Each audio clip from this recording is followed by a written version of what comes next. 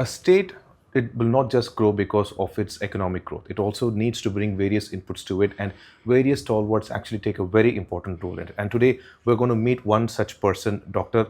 Rafiq, who is actually the vice president and the managing director of Kotari Industries. Thank you so much for speaking to us, sir. So, as a formal thing, initially when we start an interview, we will actually do a bit of research. And when we did a bit of research about you, we just came to know about quite a lot of interesting aspects about your growth.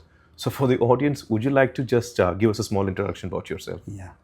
So I'm Dr. Rafiq Ahmed and I'm Vice Chairman Managing Director of Kotari Industrial Corporation. So I'm very proud and happy to be part of this organization and being the promoter and being the Vice Chairman Managing Director and KMP of the company really gives me proud. And I think everybody is aware we are doing a lot of activities in Kotaris, and as you said, Tamil Nadu, Kotaris have contributed a lot during the period of DC Kotari, our former founder, and CM Kotari. This company has brought a lot of industries in all avenues. So fertilizer is a core business, and we are into several other entities and other industries also. We have already employed thousands of people in the past. And after me coming in, now we are diversifying in a lot of other activities. I also came to know that one of your the way you differ from other companies and the way you actually handle companies is that you actually promote entrepreneurs and provide opportunities to freshers. Any particular reason behind that? See, I would like to share with you because I developed myself being an entrepreneur and I grew of my own. So I can feel that and I understand today we have huge young population. Indian people are very aggressive, very smart, very hardworking and understandable people. And I feel this generation and very important you should understand today the entire world is looking into India. And India has its youth population, huge population of below 35 is up to 60% people are there. So we are the world. So entire global market is looking into India. So this is the right time. People should not worry about the future, should not think that it would be a challenge, should not be an hurdle in themselves. All these uncomfort and what you say, they have a lot of uh, they have a feel that fear that we can't succeed, and all these should come out. So only a leader like us who has already passed everything, succeeded in everything, should take them with us, guide them. That is very important. So whatever possible in my way, I'm doing it, and I'm seeing a lot of my next generation guys are doing well. A lot of startups are doing well. We are investing, supporting, guiding a lot of startups, especially a lot of women. See, women in Tamil Nadu, women employment would be only in cities and around cities. Now I bought a factory in the most backward area of Tamil Nadu which doesn't have a factory. This is the first factory which gives more employment factory which is even using an American brand. So people today are women who have never seen a factory working for a Crocs, wearing a uniform for Crocs and saying I'm working for an American company with an 100 years old corporate and taking money home when she is self-sufficient without depending anyone, a woman, and the money which she earns, it goes to the family. It's all satisfaction. So even that women, they get empowered. So for example, that is not only in footwear. So if you come when we discuss further about our businesses, women empowerment and self-women employment and fertilizer and for drone, we are coming very aggressive in drone. So each and every woman can own a drone or hire a drone and do farming, and it is going to be the future. So because like our father and grandfather and forefathers, nobody is ready to come and work in the field right now. So but we are an agriculture country. 60% we are dependent on agriculture. You're Even saying that the actual manpower in when it comes to farming, which is like rigorous manpower, is slowly moving towards drones because Kotari is a company with a legacy in fertilizer fertilizer, production. yeah. And how is drone in like? See, I'll tell you one thing. See, we are into agriculture. 1958, we started our SSP factory by Kamraj Nadar and Murad Desai, a former Prime Minister, inaugurated a factory, and the brand OS, which is owned by Kotari, are still, each and every farmer family in South India, everybody knows the brand. So it has its own legacy. So now liquid fertilizer is the future now, and We are trying to save money, and even government is subsidizing the fertilizer. If you see urea, maximum 70-80% is subsidized by the government. They can do several acres in one day. For example, if you own a drone, if you want to fertilize the farm, so one person manually doing and a drone doing does a lot of change. So you can do hundreds of acre per day. So a lot of things is there, and drone, that's why we are starting our drone school. We are going to create lot of pilots. There is no You edge. mean the normal farmers are going to turn into pilots? Yes, Wouldn't definitely. that need a special No, skill, we or have you have simplified it? basic education is required. Basic. See, if you see in China, they don't use English. They use Chinese.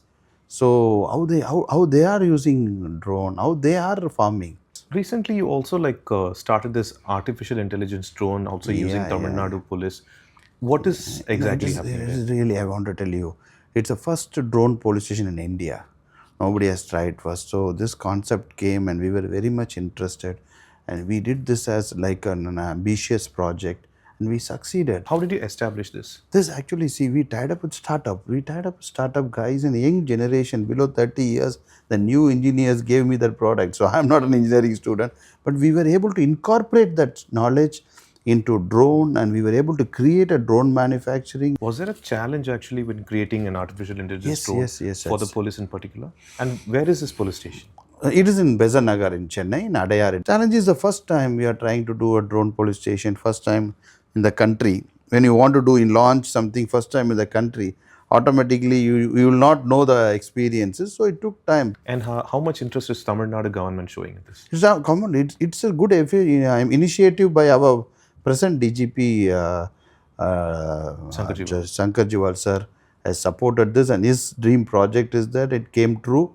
And I think really he likes very much, and they're using it now wherever crowd, any festival, any New Year crowd, Christmas crowd, anything, they use these drones. And also recently, Kothari Industries is in the news once again for something to do with Qatar. Yeah. How did you make that happen? See, Qatar is a very great experience. 2018, I first time met our Sheikh Falah bin Jassim Al Thani. Actually, I met him for a fertilizer project. I want to do an NPK project in Qatar. Qatar has a urea factory.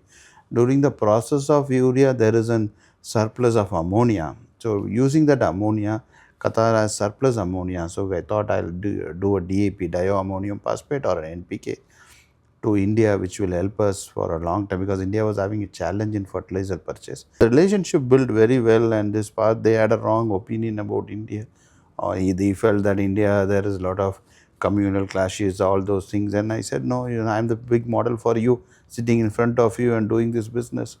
So he was very happy to come. He owns a lot of international brands. He owns a lot of five-star hotels all over the world. He owns the major towers in London and Paris, and he owns the big football team. So it's such a big person investing in Tamil Nadu and coming into Kothari is a proud to Kotharis, and especially proud to Tamil Nadu. I have brought in an investor who is physically rich, and the 10% stake what he is taking in KSL is to show that he is coming part of the company, and this collaboration will give more value, and Tamil Nadu will have a very huge investment by this investment, because he will give more confidence to the institutional investors and country investment as well. That was what I was going to ask you, because earlier you said that you were able to bring an American company to a remote place in Tamil Nadu. That is quite inspiring. So, do you have any future plans like this for the See, I will tell you, that is a Taiwanese manufacturing company. The brand is Crocs. Already they are manufacturing for American brand, and they are now we are bringing a very big brand. And January the announcement will come. We are starting the construction of second factory, and this particular factory will give an employment of 13,000 women, and the next factory will give an employment of 23,000 women. And this factory was completed in 1 year. I still remember November 28th I did the foundation stone, and the day I did the foundation stone, the guy from the brand said me, no, it is not possible in India, it will take 3-4 years. And I told him next November 20th you will have the first shoe, and he was surprised to see the shoe with an autograph of the chief minister. See, footwear gives more employment. Footwear is a place where you can give a lot of employment. Women employment, 90% women employment. Women employment gives very big value. It is not like it's something. Women's are very important for the family and everything. The money what they spend, it goes to the children's health and education. So definitely it will turn back the district, the Perambalur district. And I will tell you something, we are also doing something what you call Atmanirbhar. See, our Prime Minister's dream, Make in India. There is no component in India for footwear. So components are 100% imported from China. So I'm creating a component cluster in Perambalur with 240 acres, and almost everything is over. 20 component manufacturers have signed with me, and it is going to come very soon. So if you see down the lane another 2-3 years, the component cluster will be available, and Indian people no need to depend on China for the raw material. They will get the raw material in India, not only for my factory. I'm talking about entire footwear manufacturing in the country. So we will have a very big growth, and we will try to create the gap which is left, because China is doing 58% in footwear manufacturing. China and Vietnam is having major control in the world, and India is only doing 7%. Now, I'm sure at least 25% footwear production would be shipped to India, and this component manufacture cluster can be taken to northern part of India and other parts of India which would support the footwear manufacturing. Well, thank you so much for speaking to us, sir. This only means that there is an interesting future for India across this nation. Women empowerment is incorporated when it comes to bringing investments and creating infrastructure. Daniel, Pramod Madhav for India Today.